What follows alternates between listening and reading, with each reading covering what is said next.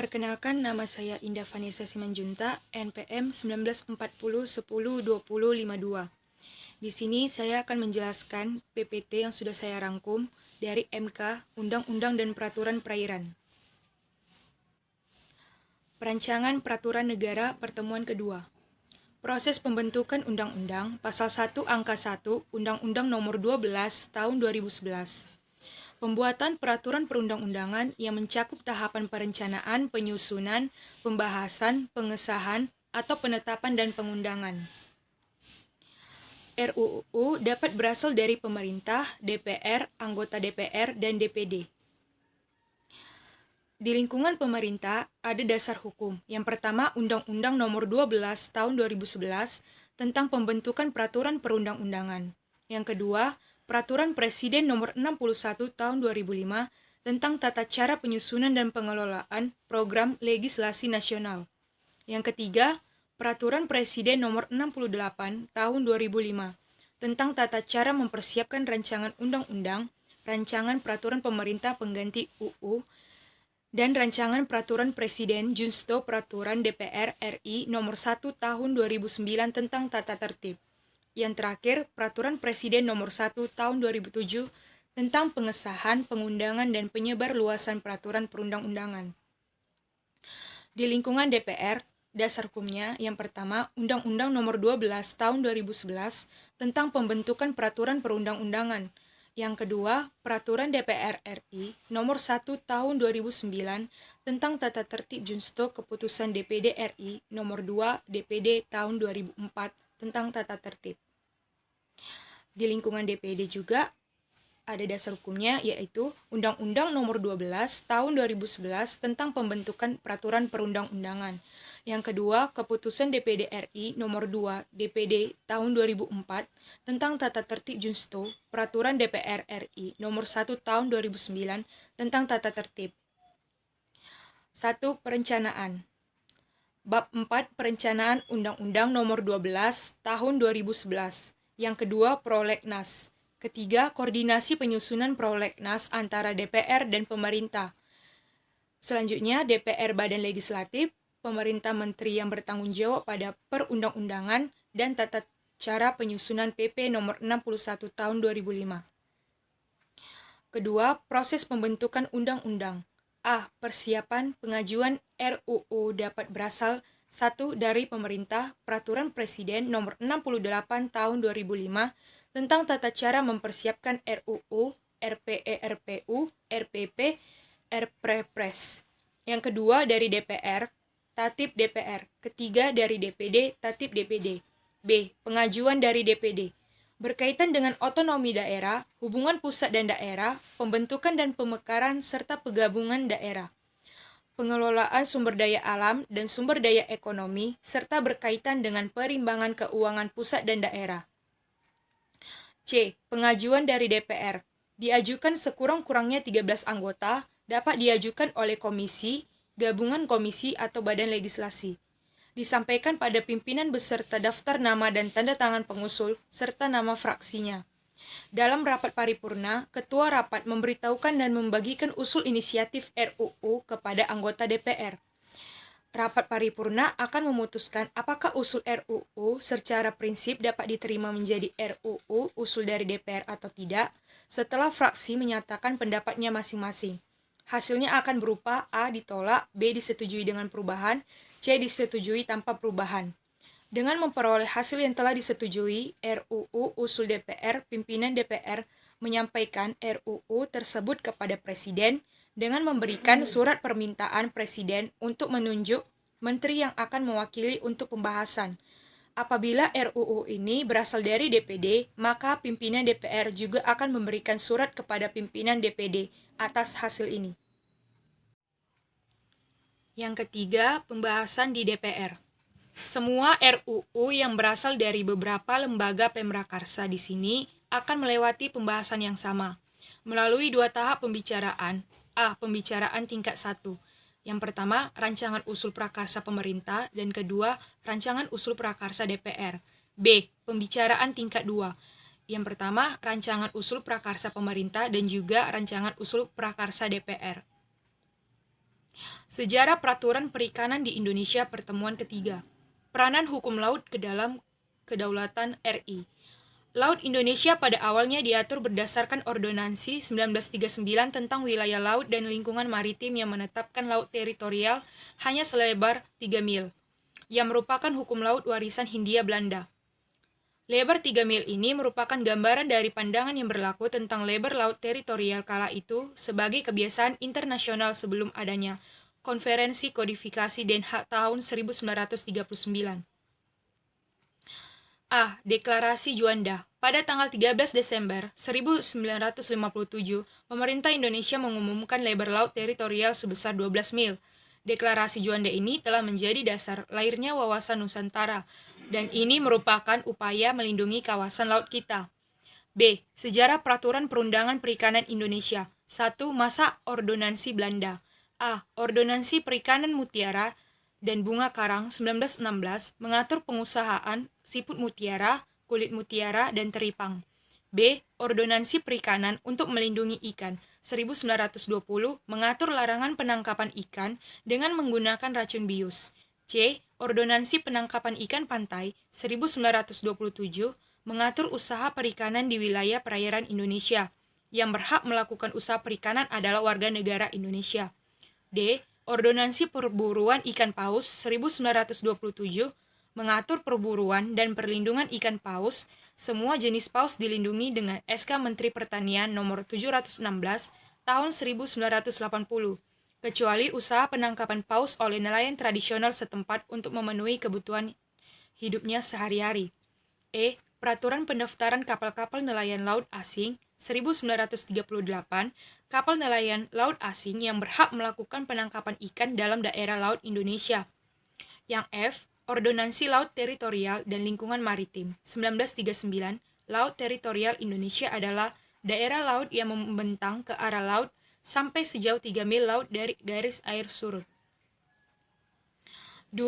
Masa pasca kemerdekaan. Peraturan perundangan yang dikeluarkan kurun waktu pasca kemerdekaan sampai dengan keluarnya Undang-Undang Nomor 9 Tahun 1985 tentang perikanan berupa Kepres, SK Mentan, Instruksi Mentan, maupun SK Dirjen Perikanan. A. SK Mentan Nomor 327 Tahun 1972 menetapkan bahwa untuk menjaga kelestariannya maka duyung dinyatakan sebagai satwa yang dilindungi. B. SK Mentan Nomor 214 1973 tentang larangan ekspor perdagangan ke luar negeri. C. SK Mentan Nomor 40 Tahun 1974 mewajibkan kepada setiap usaha penangkapan udang yang memanfaatkan hasil sampingan yang diperolehnya. D. SK Mentan Nomor 01 Tahun 1975 dalam mengelola dan melestarikan sumber perikanan, Mentan dapat menetapkan peraturan tentang penutupan daerah musim. E. SK Mentan Nomor 123 Tahun 1975 melarang semua kegiatan penangkapan kembung, layar, selar, lemuru, dan ikan-ikan plagis sejenisnya dengan menggunakan purse seine. F. SK Mentan Nomor 35 Tahun 1975 menetapkan bahwa lumba-lumba air tawar dan lumba-lumba air laut sebagai satwa liar yang dilindungi. G. Instruksi Mentan Nomor 13 Tahun 1975 dalam rangka perlindungan hutan bakau menginstruksikan pembinaan hutan bakau dilakukan oleh Dinas Kehutanan setempat. H. SK Mentan Nomor 607 Tahun 1976 tentang jalur-jalur penangkapan ikan menetapkan jalur-jalur penangkapan ikan sebagai berikut. Jalur penangkapan ikan yang pertama 3 mil dari pantai, tertutup bagi perahu atau kapal perikanan dengan mesin dalam lebih dari 5 GT. Jalur penangkapan ikan kedua 4 mil dari jalur satu tertutup bagi perahu atau kapal perikanan mesin dalam inboard lebih dari 25 GT. Jalur penangkapan ikan ketiga 5 mil dari jalur kedua tertutup bagi perahu atau kapal perikanan dengan mesin dalam inboard lebih dari 100 GT. Jalur penangkapan ikan keempat di luar jalur ketiga terbuka bagi semua jenis kapal dan alat. Jalur khusus bagi nelayan tradisional. I. Kepres Nomor 39 Tahun 1980 tentang penghapusan traul. J. Kepres Nomor 85 Tahun 1982 tentang penggunaan pukat udang. K. Kepres Nomor 323 Tahun 1982 tentang pengembangan budidaya laut di perairan Indonesia. L. Peraturan Pemerintah Nomor 15 Tahun 1984 tentang pengelolaan sumber daya hayati di ZEEI. 3. Masa Undang-Undang Perikanan. Yang pertama, Undang-Undang Nomor 5 Tahun 1983 tentang ZEE di Indonesia. Yang kedua, Undang-Undang Nomor 9 Tahun 1985 tentang Perikanan mengandung konsekuensi bahwa semua ordonansi Belanda yang bertentangan dengan Undang-Undang Perikanan tersebut dinyatakan tidak berlaku lagi. Yang ketiga, Undang-Undang Nomor 31 Tahun 2004 tentang Perikanan mengandung konsekuensi bahwa Undang-Undang Nomor 9 Tahun 1985 tentang Perikanan dinyatakan dicabut dan tidak berlaku lagi. C. Hukum laut untuk perlindungan sumber ekonomi maritim. Pada laut teritorial, negara-negara pantai mempunyai kedaulatan penuh untuk mengatur termaksud dasar laut dan udara di atas wilayah tersebut, dan disertai dengan kewajiban untuk menjamin hak lintas damai bagi kapal-kapal asing. Kedaulatan ini berarti juga hak untuk menguasai sepenuhnya seluruh sumber daya alam hayati dan non-hayati yang ada di wilayah laut teritorial tersebut. Dengan konsep wawasan Nusantara yang telah diakui secara internasional dalam UNCLOS 3 tahun 1982, maka wilayah Indonesia merupakan satu kesatuan yang tidak terpisahkan antara darat, laut, dan udara. Sumber-sumber ekonomi yang harus mendapat perlindungan terhadap sumber mineral laut, industri perikanan, transportasi laut, wisata bahari, dan pelabuhan. D. Alur Laut Kepulauan Indonesia atau ALKI. 4 buah ALKI Utara Selatan yang telah ditetapkan dalam Rapat Kerja Nasional di Cisarua tanggal 17-19 Januari 1995, yaitu ALKI 1 Selat Malaka, Laut Singapura, Laut Natuna, Laut Cina Selatan. ALKI kedua Selat Sunda, Selat Karimata, Laut Natuna, Laut Cina Selatan atau Laut Singapura. ALKI ketiga Selat Lombok, Selat Makassar, dan Laut Sulawesi. Yang ALKI keempat Laut Maluku, Laut Seram, Laut Banda, Selat Ombai, Laut Sawu, atau Laut Timor atau Laut Arafura. E. Potensi konflik di laut antara Indonesia dan negara lain. Dengan Australia, Vietnam, dan Filipina mencakup masalah penetapan landas kontinen dan penentuan batas Z. Dengan Malaysia mencakup penentuan batas teritorial, Z, dan penentuan batas landas kontinen.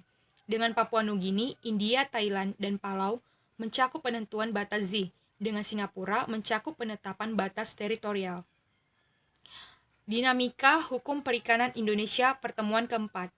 Terdapat 3 permasalahan hukum krusial di bidang hukum perikanan, yaitu terdapatnya ketentuan Permen Agraria Nomor 17 Tahun 2016 yang memberikan hak pakai bagi warga negara asing terhadap pulau-pulau kecil terluar Indonesia yang merupakan celah bagi negara-negara asing untuk memiliki pulau-pulau tersebut dengan menggugat pulau tersebut ke Mahkamah Internasional untuk dapat dipisahkan sebagai bagian dari negara asing seperti yang terjadi pada Pulau Sipadan dan Ligitan. Kemudian permasalahan illegal fishing di laut Indonesia disebabkan oleh belum jelasnya batas laut antara Indonesia dengan negara-negara tetangga, sehingga masing-masing pihak mengklaim bahwa perairan tersebut adalah milik mereka. Selanjutnya, Indonesia masih belum mampu menghentikan penyeludupan ikan termasuk benih lobster ke luar negeri, sehingga merugikan pendapatan negara. Untuk mengatasi permasalahan hukum tersebut, maka seharusnya pemerintah tidak memberikan izin kepada warga negara asing untuk menyewa pulau-pulau kecil terluar Indonesia, sehingga menutup peluang negara-negara asing untuk menggugat pulau-pulau tersebut ke Mahkamah Internasional menjadi milik negara asing, sebagaimana amanat Undang-Undang Nomor 27 Tahun 2007, Undang-Undang Nomor 1 Tahun 2014, dan Undang-Undang Nomor 32 Tahun 2014. Selanjutnya, pemerintah harus segera mentuntaskan seluruh batas laut Indonesia dengan negara-negara tetangga, sehingga semua pemangku kepentingan di laut Indonesia mengetahui batas-batas laut yang menjadi hak bangsa Indonesia. Hukum Laut, Pertemuan kelima. Konferensi Hukum Laut di Jenewa tahun 1958, United Nations Conference on the Law of the Sea, UNCLOS 1, yang menghasilkan 4 konvensi, yaitu Konvensi tentang Laut Teritorial dan Jalur Tambahan, Konvensi tentang Laut Lepas, Konvensi tentang Landas Kontinen, Konvensi tentang Perikanan dan Perlindungan Sumber-sumber Hayati di Laut Lepas. UNCLOS 1 dan 2 gagal menentukan lebar laut teritorial dan konsepsi negara kepulauan yang diajukan Indonesia. Ada 4 golongan yang berkepentingan dengan prinsip-prinsip negara kepulauan, yaitu 1. Negara tetangga, ASEAN dan Australia. 2. Negara yang yang berkepentingan terhadap perikanan dan pemasangan kabel komunikasi di dasar laut, yaitu Jepang. Negara maritim yang berkepentingan terhadap laut lintas pelayaran laut ialah Eropa Barat. Dan yang terakhir, negara maritim besar yang mempunyai strategi militer yaitu Amerika Serikat dan Uni Soviet. Laut teritorial. Konvensi Hukum Laut 1982, setiap negara pantai mempunyai laut teritorial. Teritorial SEA Bab 2 Pasal 2 sampai 32. Pasal 2, kedaulatan negara pantai mencakup wilayah darat, perairan pedalaman, perairan kepulauan, negara kepulauan, dan sampai laut teritorial atau laut wilayah. Pasal ketiga, setiap negara mempunyai hak untuk menetapkan lebar laut teritorialnya tidak melebihi 12 mil laut yang diukur dari garis pangkal. Zona tambahan. Setiap negara pantai mempunyai zona tambahan yang jauhnya tidak boleh melebihi 24 mil yang diukur dari garis pangkal, di mana lebar laut teritorial diukur atau sejauh 12 mil diukur dari laut teritorial suatu negara. Di zona tambahan, setiap negara pantai dapat melaksanakan pengawasan yang diperlukan untuk mencegah pelanggaran peraturan perundang-undangan bea cukai, fiskal, imigrasi, atau sanitasi dan landas kontinen. Pengertian landas kontinen, pasal 76 ayat 1 dan 2, KHL 1982 sebagai berikut. A. Dasar laut dan tanah di bawahnya yang terletak di luar laut teritorialnya sepanjang adanya kelanjutan ilmiah dari wilayah daratannya sampai ke pinggiran tepi kontinen. B. Dasar laut dan tanah di bawahnya sampai jarak 200 mil laut dari garis pangkal di mana laut teritorial diukur. C. Landas kontinen dimungkinkan mencapai 350 mil laut dari garis pangkal di mana laut teritorial diukur. D. Tidak melebihi 100 mil laut dari kedalaman isobat 2.500 meter. Laut lepas. KHL 1982 pasal 86 pengertian laut lepas adalah semua bagian laut yang tidak termasuk zona ekonomi eksklusif. Pasal 87, laut lepas itu terbuka bagi semua negara baik negara pantai maupun negara tidak berpantai. Semua negara mempunyai kebebasan di laut lepas, yaitu sebagai berikut: kebebasan pelayaran, kebebasan penerbangan. Kebebasan di laut lepas dilaksanakan untuk tujuan-tujuan damai, dan tidak boleh negara melaksanakan kedaulatannya di laut lepas. Pasal 88 sampai 89. Setiap kapal yang berlayar di laut lepas harus ada kebangsaannya karena ada ikatan antara kapal dengan negara.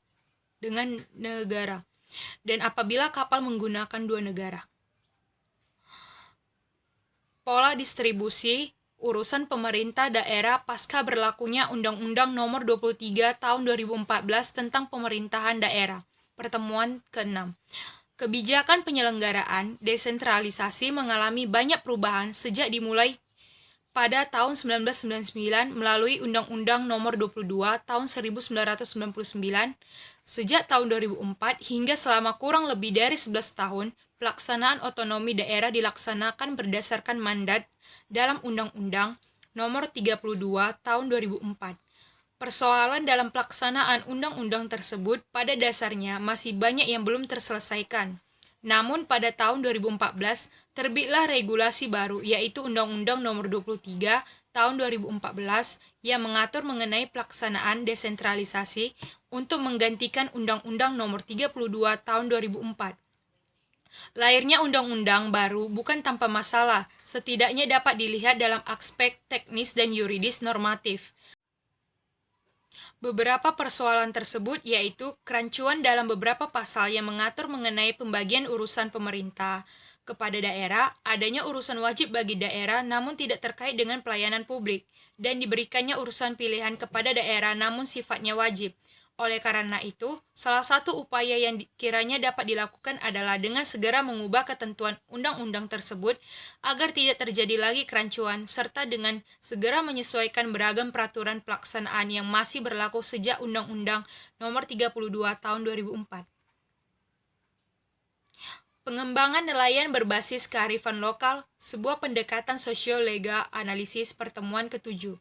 Pengembangan nelayan berakar kuat dari pembentukan regulasi yang menjadi dasar bagi penyusunan kebijakan dan program pembangunan sektoral dari pendekatan sosio-legal analisis. Kritik terhadap peraturan perundang-undangan menjadi bagian dari objek kajian. Hal ini penting untuk menemukan solusi integratif terhadap pembentukan peraturan yang kurang memihak kepada masyarakat lemah. Selama beberapa dekade, dimensi kearifan lokal hilang dari wajah pembangunan nasional, terutama dalam implementasi tata kelola sumber daya kelautan dan perikanan. Kearifan lokal menemukan ruangnya di era reformasi melalui pembentukan peraturan perundang-undangan di bidang politik dan tata kelola sumber daya alam seperti Undang-Undang Otonomi Daerah, Undang-Undang Desa, Undang-Undang Perikanan, Undang-Undang Pengelolaan Wilayah Pesisir dan Pulau-Pulau Kecil, PWP3K, serta Undang-Undang Kelautan. Semua undang-undang di atas secara eksplisit mengakui, menghormati, dan melindungi kearifan lokal sebagai warisan budaya maritim serta sebagian integral dalam sistem tata kelola sumber daya. Namun demikian, terdapat beberapa kelemahan dari peraturan di atas yang secara langsung berdampak terhadap arah dan orientasi pengembangan nelayan berbasis kearifan lokal.